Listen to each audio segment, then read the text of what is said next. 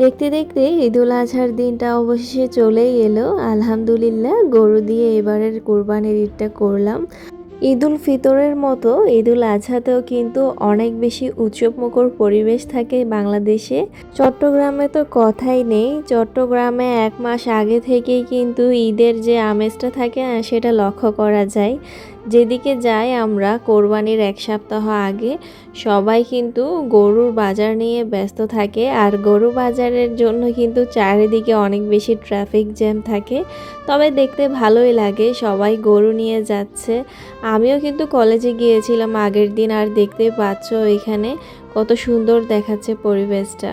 যেহেতু আমরা 3 বোন, কোনো ভাই নেই, সেজন্য কোরবানির ঈদের একদিন আগেই আমার আব্বু গরু বাজারে গিয়েছিল গরু কেনার জন্য, আর গরুটা কিনেও ফেলেছে আলহামদুলিল্লাহ।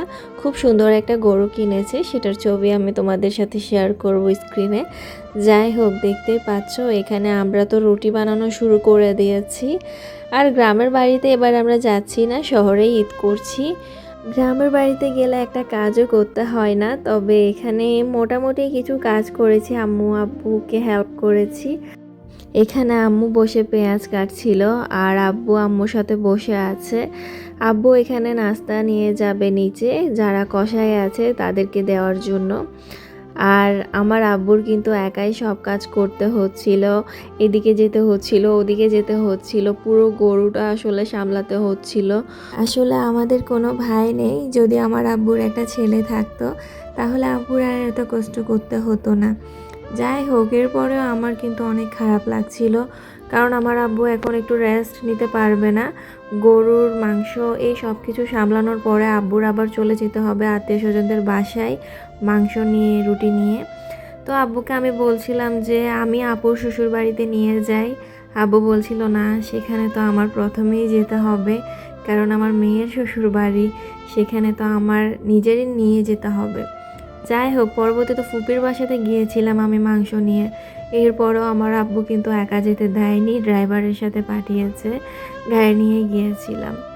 মাংস হওয়ার সাথে সাথেই কিন্তু আমরা বাসার সবাই খেতে বসে গিয়েছি রুটি দিয়ে, আর খাওয়া দাওয়া করেই আত্মীয় স্বজনদের বাসায় চলে যাব। এখানে আমার ফুপি আর চাচার বাড়িতে যাচ্ছিলাম, আমার কিন্তু একটা মাত্রই ফুপি আর একটা মাত্রই চাচা, তো সেখানেই নিয়ে যাচ্ছিলাম আর কি। আর অন্যদিকে আমার আব্বু গিয়েছিল আমার আপুর শ্বশুর বাড়িতে, বোনের আরেকটা বোন আছে তার শ্বশুর বাড়িতে।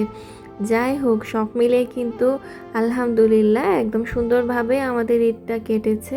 যে ভিডিও ক্লিপটা দেখতে পাচ্ছ না, এখানে আমি একটু ওভার অ্যাক্টিং করছিলাম। এটা আসলে আমার অন্য একটা প্রজেক্টের জন্য ভিডিওটা করা হচ্ছিল। যাই হোক, সেটা না হয় অন্য কোনো ভিডিওতে বলবো কেন করছিলাম এই ভিডিওটা। আজকের মতো বিদায় নিচ্ছি, সবাই খুব ভালো থাকবে, আল্লাহ হাফেজ।